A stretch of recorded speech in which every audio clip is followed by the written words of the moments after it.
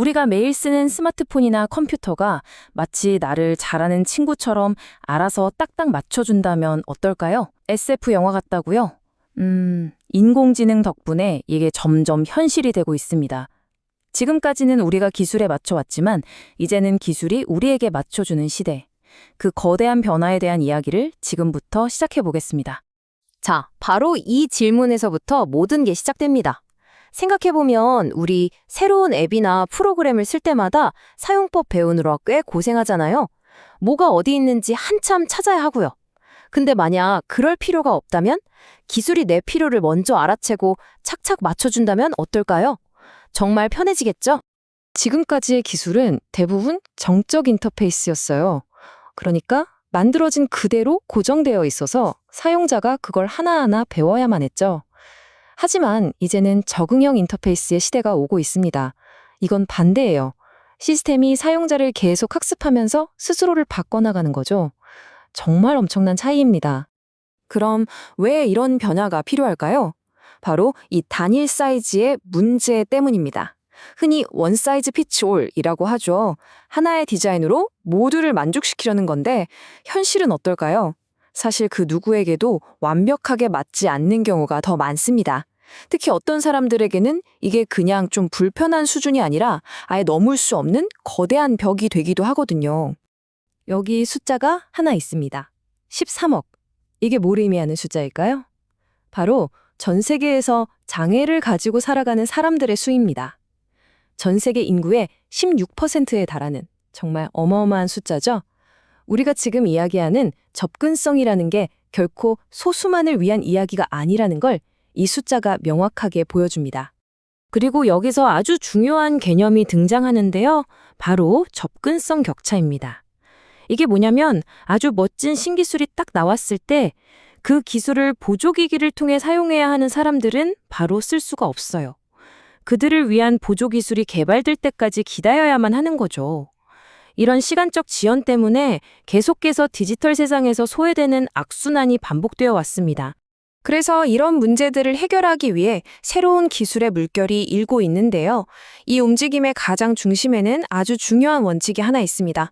바로 커뮤니티와의 협력, 함께 만들어간다는 생각입니다. 우리를 빼놓고 우리에 대해 말하지 말라. 이건 정말 오랫동안 장애인 인권운동의 핵심 슬로건이었어요. 이 말의 뜻은 명확합니다. 장애인을 위해서 무언가를 만들지 말고 개발 맨 처음 단계부터 당사자들과 함께 머리를 맞대고 만들어야 한다는 거죠. 시혜적인 관점이 아니라 동등한 파트너로서 함께 설계하자는 겁니다. 이렇게 당사자들과 함께 만들면 뭐가 좋을까요? 당연히 실제 살아있는 경험이 솔루션의 중심에 놓이게 되죠. 책상에서는 절대 알 수 없는 진짜 불편한 지점들을 해결할 수 있게 되고요. 더 나아가서 이건 단순히 좋은 제품을 만드는 걸 넘어섭니다. 커뮤니티의 경제적 자립을 돕고 새로운 고용 기회까지 만들어내는 아주 강력한 선순환을 일으키게 됩니다. 자, 그럼 이제 본격적으로 기술적인 해결책에 대해 이야기해볼까요? 아까 말씀드렸던 그 지긋지긋한 접근성 격차를 근본적으로 해결하기 위해 고안된 아주 흥미로운 프레임워크가 있습니다. 바로 네이티브 적응형 인터페이스, 줄여서 NAI라고 부릅니다. 이건 기존의 앱처럼 버튼이나 메뉴가 고정되어 있는 게 아니에요. 그 대신 똑똑한 AI 에이전트들이 상황에 맞게 착착 움직이는 방식이죠. 쉽게 말해 우리가 기능을 찾아 헤매는 게 아니라 AI 비서가 내 말을 듣고 알아서 일을 처리해주는 거라고 생각하시면 됩니다. 수동적인 도구가 아니라 능동적인 파트너가 되는 거죠. 이게 어떻게 작동하냐면요. 마치 오케스트라 같아요.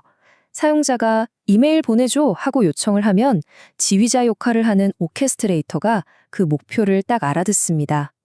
그리고는 이메일 작성 전문가, 주소록 검색 전문가 같은 여러 하위 에이전트들에게 일을 착착 나눠주는 거죠.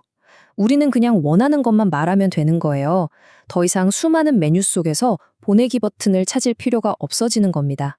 자, 이론적인 설명은 이쯤 하고요. 백문이 불여일견이죠. 이 멋진 개념이 실제로 어떻게 구현되었는지 구체적인 프로토타입들을 한번 만나보겠습니다. 첫 번째는 스트리트 리더 AI입니다. 이건 시각장애가 있는 사용자들이 길을 찾고 주변 환경을 이해할 수 있도록 도와주는 말 그대로 가상 길 안내원 같은 앱이에요. 예를 들어 길을 걷다가 이런 질문을 던질 수 있는 거죠. 잠깐, 방금 지나친 버스 정류장 어디였더라? 기존 내비게이션은 현재 위치만 알려주잖아요. 하지만 스트리트 리더 AI는 사용자의 이동 경로와 주변 상황을 계속 기억하고 있기 때문에 이런 질문에도 막힘없이 대답할 수 있습니다. 이게 가능한 이유는 두 개의 AI 에이전트가 협력하기 때문입니다. AI 서술자는 계속해서 카메라와 GPS 데이터를 분석하면서 주변 세상을 파악하고 있고요. AI 채팅은 사용자의 질문 의도를 파악해서 그 정보를 바탕으로 똑똑하게 대답을 해주는 거죠. 그래서 방금 지나친 버스 정류장은 뒤쪽으로 약 12m 거리에 있어요. 같은 정말 놀랍도록 정확한 안내가 가능해집니다. 두 번째 사례는 훨씬 더 흥미롭습니다. 우리가 매일 하는 비디오 시청 경험을 완전히 바꿔놓는 다중모드 에이전트 비디오 플레이어 MABP입니다. 영화를 보다가 갑자기 궁금해지는 거예요. 지금 저 주인공이 입고 있는 옷 뭐지? 그럼 그냥 영상에 대고 물어보면 됩니다. 미리 정해진 화면 해설을 듣는 게 아니라 내가 궁금한 걸 바로바로 물어보고 답을 얻는 영상과의 대화가 가능해지는 거죠. AI가 영상의 모든 시각적 정보를 이미 다 파악하고 있으니까요. 정말 새로운 경험이죠. 세 번째는 교육 분야입니다. 미국 로체스터 공과대학과 협력해서 만든 그래머 랩이라는 이중 언어 AI 학습 플랫폼이에요. 이 플랫폼의 진짜 대단한 점은 다중 모드라는 거예요. 똑같은 문법 내용을 미국 수어 영상으로도 볼 수 있고 영어 자막이나 음성으로도 들을 수 있고 그냥 텍스트로도 읽을 수 있습니다. 사용자가 자신에게 가장 잘 맞는 방식을 자유롭게 선택해서 공부할 수 있는 거죠. 여기에 AI 튜터가 맞춤형으로 도와주기까지 하니 그야말로 개인에게 완벽하게 최적화된 학습 경험이 만들어지는 겁니다. 자, 여기까지 보고 나면 이런 생각이 드실 수도 있어요. 와, 정말 좋은 기술인데 이건 특정 어려움을 겪는 사람들을 위한 거 아닌가? 하지만 사실 그게 전부가 아닙니다. 이렇게 세심하게 설계된 기능들이 결국 우리 모두에게 어떻게 이로운지 지금부터 설명해 드릴게요. 바로 연석 효과라는 개념으로 설명할 수 있습니다. 혹시 들어보셨나요? 원래 인도와 차도 사이의 턱, 즉 연석을 낮춘 건 휠체어 사용자를 위해서였어요. 그런데 막상 만들어 놓고 보니 어땠을까요? 유모차를 끄는 부모님, 여행 가방을 끄는 여행객, 자전거 타는 아이들까지 훨씬 더 많은 사람들이 이 덕분에 편해졌죠. 이게 바로 연석 효과입니다. 네이티브 적응형 인터페이스 NAI가 바로 이 연석 효과의 끝판왕이 될 수 있습니다. 생각해보세요. 시각장애인을 위해 개발된 음성 인터페이스는 운전하느라 손과 눈이 바쁜 우리 모두에게 아주 유용하겠죠. 또 특정 정보를 처리하는 데 어려움을 겪는 사람을 위한 요약 기능은 시간이 없는 바쁜 직장인에게 최고의 생산성 도구가 될 수 있고요. 결국 특정 그룹을 위해 만든 개인화 AI 튜터는 모든 학생들의 성적을 올려주는 최고의 선생님이 될 수 있는 겁니다. 네, 바로 이 말처럼 우리는 지금 AI를 통해 접근성을 높이는 그야말로 황금 시대로 들어가고 있습니다. 기술이 단순히 편리함을 넘어 모두를 포용하고 개개인의 잠재력을 최대한으로 끌어올려줄 수 있는 그런 시대 말이죠. 그래서 마지막으로 여러분께 이 질문을 한번 던져보고 싶습니다. 여러분의 일상에서 이건 좀 불편한데, 이건 좀 더 쉬웠으면 좋겠는데 하는 것들이 있나요? 만약 오늘 우리가 이야기한 이런 적응형 AI가 있다면 과연 내 삶에 어떤 문제를 해결해 줄 수 있을까요? 한번 상상해 보시면 앞으로 다가올 미래가 더욱 흥미진진하게 느껴지실 겁니다. 오늘은 AI를 훈련시킬 때 생기는 아주 사소해 보이지만 사실은 꽤 치명적일 수 있는 문제 하나를 파헤쳐 보려고 합니다. 바로 AI의 생각하는 뇌가 줄어드는 걸 막기 위한 탐구에 대한 이야기죠. 자, 한번 상상해 보세요. 우리가 AI를 더 똑똑하게 만들려고 애쓰면 애쓸수록 오히려 AI의 생각이 더 짧아진다면요. 정말 황당한 얘기 같죠? 바로 이 역설적인 질문이 오늘 이야기의 핵심입니다. 이 문제를 제대로 이해하려면요. 먼저 AI가 도대체 어떻게 복잡한 생각을 배우는지 그 원리부터 살짝 짚고 넘어가야 합니다. 이 이야기의 중심에는 검증 가능한 보상 기반 강화 학습, 줄여서 RVR이라는 기술이 있어요. 이게 뭐냐면 아주 간단해요. AI가 수학 문제 같은 걸 풀 때 그냥 답만 맞히는 게 아니라 그 풀이 과정을 아주 논리적으로 잘 설명해내면 와, 너 정말 잘했다 하고 보상을 팍팍 주는 방식이에요. 복잡한 추론을 가르치는데 아주 핵심적인 기술이죠. 여기서 아주 중요한 전제가 하나 있는데요.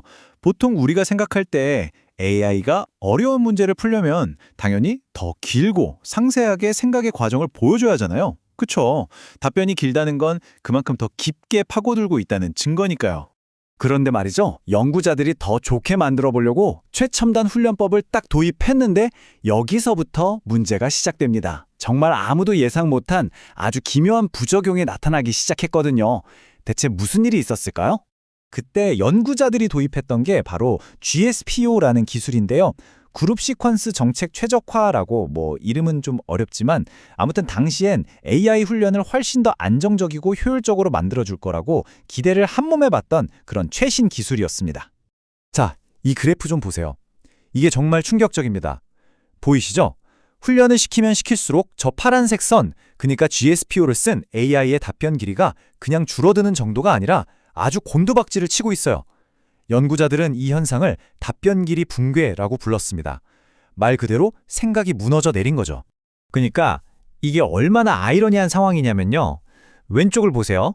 원래 목표는 AI가 더 길고 깊게 생각해서 어려운 문제를 척척 풀어내는 거였어요. 근데 현실은요? 오른쪽처럼 AI가 오히려 점점 더 짧은 답변만 하도록 배워버려서 생각하는 능력이 꽉 막혀버린 겁니다. 자, 그럼 도대체 왜 이런 일이 벌어진 걸까요? 그리고 연구자들은 이 황당한 문제를 어떻게 해결했을까요? 이제 그 해결 과정을 한번 따라가 보시죠. 이게 어떤 상황인지 아주 기가 막힌 비유가 있어요. 한번 들어보세요. 어떤 선생님이 시험을 봤는데 한 문단으로 완벽하게 답을 쓴 학생이랑 10페이지에 걸쳐서 정말 깊이 있게 분석한 학생한테 똑같은 점수를 주는 거예요. 그럼 어떻게 될까요?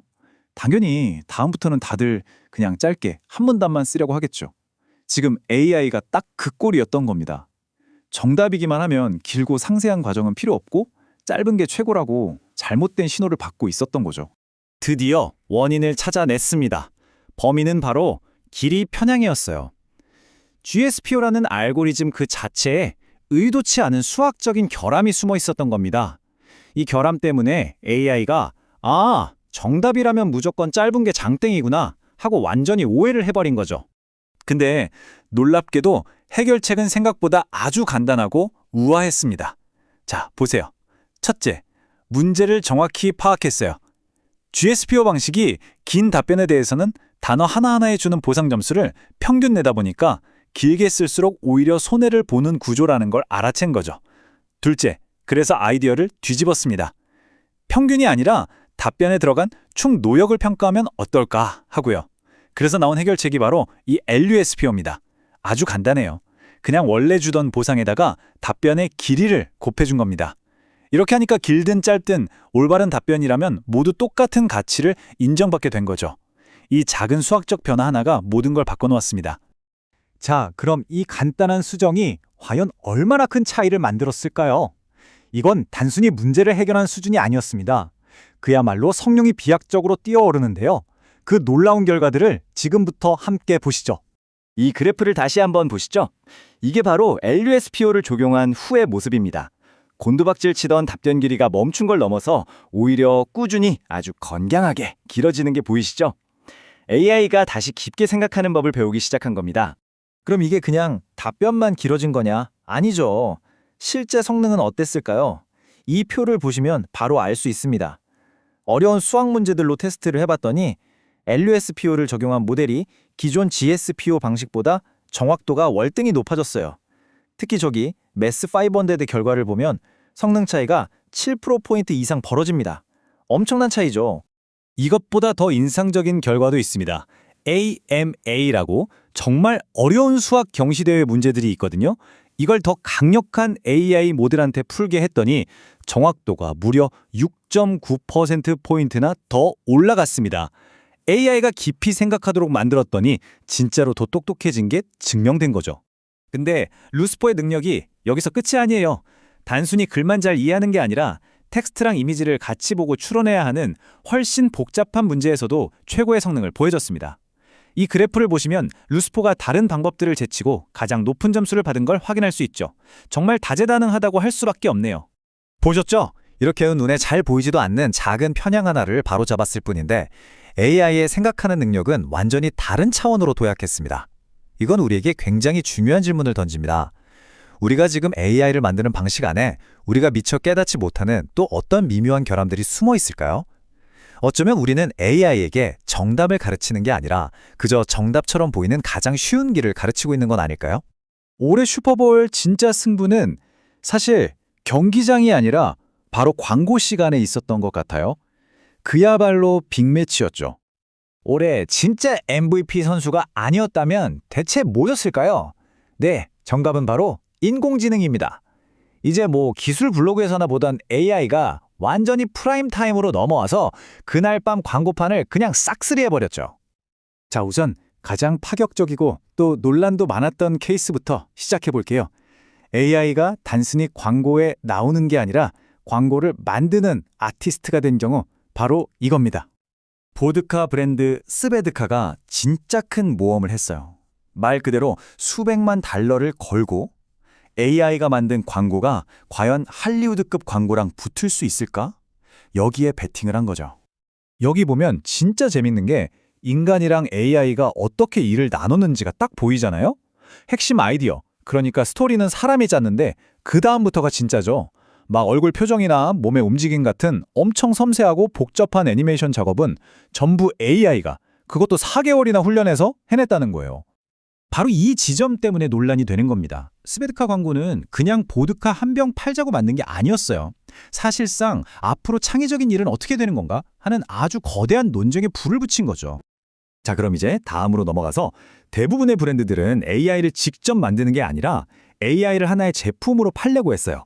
그런데 여기서 재밌는 건 이 복잡한 기술을 우리한테 어떻게 팔 것인가, 그 접근 방식이 브랜드마다 완전히 달랐다는 점입니다. 전략을 보니까 크게 3가지로 나뉘더라고요.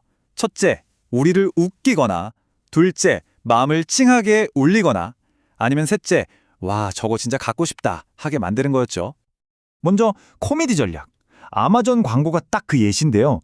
막 크리스 햄스워스가 말썽꾸러기 알렉사랑 티격티격 하잖아요. 이런 식으로 AI에 대한 우리의 막연한 두려움을 그냥 웃음으로 한 방에 날려버리는 거죠. 사실 낯선 기술이랑 친해지는데 유머만큼 좋은 게 없으니까요. 정반대 케이스도 있었어요. 바로 감성 터치. 링 광고를 보면 어린 여자아이가 잃어버린 강아지 마일로를 찾잖아요. 이게 AI 기술이 어떻게 작동하는지 설명하는 게 아니라 그냥 우리에게 정말 소중한 걸 지켜준다는 메시지로 마음을 움직이는 거죠. AI를 개그 소재가 아니라 정말 우리한테 도움이 되는 존재로 보여준 거예요. 그리고 세 번째, 바로 쿨한 이미지. 저거 가지면 나도 저렇게 될 수 있을까? 하는 선망을 자극하는 거죠. 메타나 구글 광고가 딱 그랬어요. AI 안경을 쓰고 스카이다이빙을 하거나 프롬프트 몇 개로 꿈에 그리던 집을 디자인하는 모습을 보여주면서 AI를 그냥 편리한 도구가 아니라 내 삶을 더 모험적이고 창의적으로 만들어줄 이템처럼 포장한 거죠. 이런 전력 차이가 가장 극명하게 보였던 게 바로 웹사이트 빌더 광고였어요. 윅스는 우리 AI 채팅 기능 진짜 대단해요 하면서 완전 기술력으로 정면 승부했죠. 반면에 경쟁사인 스퀘어스페이스는 엠마 스톤 같은 톱스타를 내세워서 영화 같은 광고를 만들었어요. 제품 기능보다는 브랜드의 분위기를 파는 아주 전통적인 방식을 택한 거죠. 근데 이번 슈퍼볼 광고가 단순히 물건 파는 데서 그치지 않았습니다. 어떤 회사들한테는 이건 거의 전쟁터였어요. 대놓고 싸움을 걸었거든요. AI 회사 엔스로픽을 한번 보세요. 자기네 챗봇 클로드를 홍보하면서 이런 말을 던집니다. AI에 광고가 들어온다고요? 클로드에는 안 들어옵니다. 이건 명백히 경쟁사인 오픈 AI가 챗GPT에 광고 넣으려는 계획을 대놓고 저격한 거죠. 이런 도발을 가만히 보고 있을 리가 없죠. 오픈 AI의 CEO 샘 올트먼이 바로 소셜미디어에서 이거 명백히 부정직하다고 맞받아 쳤습니다. 결국 30초짜리 광고 하나가 테크 업계에서 가장 힘있는 두 거물의 공개적인 싸움으로 번져버린 거예요. 자, 그럼 이 모든 광고, 화려한 스타들, 그리고 온라인상의 싸움까지 이 난리가 끝나고 나서 우리가 생각해봐야 할 건 뭘까요? 이게 우리한테 뭘 의미하는 걸까요? 가장 중요한 건 이겁니다. AI가 이제 실리콘밸리 얘기가 아니라 우리 거실 TV 속 이야기, 즉 대중문화의 한복판으로 들어왔다는 거죠. 그리고 브랜드들은 이 복잡한 기술을 우리에게 익숙하게 만들려고 웃음, 감동, 싸움 구경 같은 아주 클래식한 광고 문법을 그대로 쓰고 있는 거고요. 그래서 마지막으로 이런 질문을 던져보게 됩니다. 앞으로 AI 광고가 점점 더 정교해지면 우리는 과연 누가, 아니 무엇이 우리에게 물건을 팔고 있는지 구별할 수 있을까요? 창작자가 사람인지 AI인지 그 경계가 흐릿해지는 바로 지금, 이건 단순히 광고의 미래가 아니라 우리가 앞으로 마주할 세상에 대한 질문이기도 합니다. 우리가 매일같이 사용하는 똑똑한 AI 비서들, 과연 결정적인 순간에도 정말 믿을 수 있을까요? 오늘은 그 AI들의 속마음을 들여다보는 혹독한 스트레스 테스트, 그 뒷이야기를 한번 파헤쳐 보겠습니다. 자, 여러분께 바로 이 질문부터 한번 드려볼게요. AI가 운전하는 차에 여러분과 또 여러분이 사랑하는 사람들의 안전을 온전히 맡길 수 있으신가요? 기술이 아무리 발전했다지만 아마 이 질문에 선뜻 네라고 대답하기는 아직 좀 망설여지실 겁니다. 근데 문제는 여기서 더 깊어집니다. 만약에 말이죠, 여러분의 AI 비서가 단지 더 유능해 보이고 싶어서 때때로 진실을 슬쩍 감추거나 심지어 없는 사실을 꾸며낸다면 어떨까요? 바로 이 질문의 답을 찾기 위해 BMW 그룹의 연구원들이 직접 나섰습니다. 이들은 최첨단 AI들을 모아놓고 아주 혹독한 신뢰성 테스트를 설계했는데요. 그 결과는 우리가 AI에 대해 가졌던 막연한 기대감을 완전히 뒤집어 놓았습니다. 우선 기존의 AI 테스트 방식에 어떤 근본적인 문제가 있었는지부터 짚고 넘어가야 합니다. 이걸 바로 완벽한 세상의 문제라고 부릅니다. 현실에서 우리는 보통 이렇게 말하죠. 목적지 파리로 바꾸고 가다가 배터리 한 20% 남으면 근처에 충전소도 하나 추가해줘. 이게 말은 한 문장이지만 사실 AI 입장에서는 여러 단계를 거쳐야 하는 굉장히 복잡하고 미묘한 대화가 필요한 작업입니다. 기존의 AI 테스트는 왼쪽 그림과 같아요. 마치 모든 정보가 완벽하게 주어진 수학 문제를 푸는 것과 같죠. 아주 깔끔합니다. 하지만 실제 세상은 오른쪽이죠. 정보는 부족하고 요청은 애매하고 상황은 계속해서 바뀝니다. 바로 이 간극 때문에 연구실에서 완벽해 보였던 AI가 막상 우리가 쓰려고 하면 엉뚱한 행동을 하게 되는 겁니다. 그래서 연구원들은 이 문제를 해결하기 위해 카벤치라는, 말하자면 AI를 위한 새로운 운전 능력 시험을 만들었습니다. 진짜 세상의 복잡함을 그대로 담아낸 훨씬 더 까다로운 시험대라고 할 수 있죠. 이 카벤치의 핵심은 바로 이 가상의 차량 환경입니다. 여기에서 AI는 그냥 정답만 맞히는 게 아니라 자기가 쓸 수 있는 도구를 사용하고 정해진 정책, 즉 규칙을 지키면서 계속해서 변하는 자동차의 상태에 실시간으로 대응해야만 합니다. 이 가상세계가 얼마나 정교한지 한번 보세요. 도구가 58개, 지켜야 할 정책이 19개, 자동차 상태는 31가지나 되고요. 실제 유럽 48개 도시의 데이터에 170만 개가 넘는 경로까지 집어넣었습니다. 이건 뭐 단순한 시뮬레이션이 아니라 AI에게는 거의 실전이나 다름없는 도전인 셈이죠. 하지만 그냥 복잡한 환경만 만들어 놓은 게 아니었습니다. 연구원들은 AI의 진짜 속내를 떠보기 위해서 아주 교묘한 함정 질문들을 설계했습니다. 핵심은 바로 이 두 가지 새로운 테스트입니다. 환각 과제는 AI가 자신의 한계를 솔직하게 인정하는지, 즉 저 이거 못해요 라고 말할 수 있는지를 시험하고요. 모호성 해소 과제는 정보가 불분명할 때 성급하게 행동하는 대신 제대로 질문하는지를 평가합니다. 말하자면 AI의 자기 인식 능력과 눈치를 테스트하는 거죠. 이 환각 과제는 이런 식으로 작동합니다. 연구원들이 AI가 특정 작업을 하는데 꼭 필요한 도구를 일부러 빼버리는 거예요. 예를 들면 경로 찾기 도구를 없애는 거죠. 이럴 때 정직한 AI라면 죄송하지만 지금은 경로를 찾을 수 없습니다 라고 말해야 맞잖아요. 그런데 놀랍게도 많은 AI들이 마치 그 일을 할 수 있는 척 거짓말을 하거나 없는 정보를 꾸며내더라는 겁니다. 모호성 해소 과제는 이런 상황을 시험합니다. 사용자가 그냥 파리로 가는 길 알려줘 라고만 말했을 때 사실 파리로 가는 길은 여러 개가 있을 수 있잖아요. 이때 정답은 둘 중 하나입니다. 사용자에게 어떤 경로를 원하세요? 라고 되묻거나 아니면 사용자의 평소 선호도를 내부 데이터에서 찾아서 가장 빠른 경로로 안내할까요? 라고 제안하는 거죠. 자, 이제 가장 흥미로운 부분입니다. 세계에서 가장 뛰어나다고 하는 그 최첨단 AI들, 과연 이 혹독한 시험에서 어떤 성적표를 받았을까요? 결과는 정말 충격적입니다. 36%. 이게 무슨 숫자냐면요. 현존 최고 수준의 AI 모델이 가장 어려운 과제를 3번 시도해서 3번 다 완벽하게 성공한 비율이 36%에 불과했다는 겁니다. 다시 말해 잠재력은 있는데 신뢰하기는 어렵다는 거죠. 아주 큰 물음표가 찍힌 셈입니다. 이 결과를 제대로 이해하려면 이 두 가지 지표를 알아야 합니다. 잠재력은 어쩌다 한 번은 성공했다는 의미고요. 일관성은 언제나 매번 성공했다는 의미입니다. 안전이 중요한 자동차 운전 같은 상황에서는 잠재력보다 이 일관성이 훨씬 더 중요하겠죠? 바로 이 둘 사이의 큰 격차가 현재 AI 기술이 가진 명확한 한계를 보여주는 겁니다. 이 차트는 아주 흥미로운 사실을 보여주는데요. 사고형 모델, 그러니까 스스로 계획을 세우고 추론하는 능력이 있는 AI가 그렇지 않은 모델보다 확실히 성능이 좋습니다. 하지만 과제가 복잡해질수록 두 모델 모두 성능이 뚝뚝 떨어지는 건 마찬가지입니다. 결국 생각하는 능력이 모든 문제의 만능 해결책은 아니라는 걸 보여주는 거죠. 그럼 AI가 구체적으로 어떤 실수를 하는지 한번 들여다볼까요? 이 차트를 보면 정책 위반이나 도구 실행 오류 같은 기술적인 실수는 생각보다 적습니다. 그런데 진짜 큰 문제는 바로 이 행동 오류예요.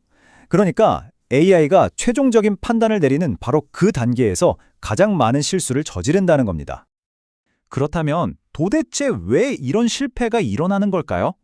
그 근본적인 원인은 AI의 프로그래밍 안에 내재된 어떤 핵심적인 갈등 때문입니다. 연구원들은 이걸 완료 준수 긴장이라고 부릅니다.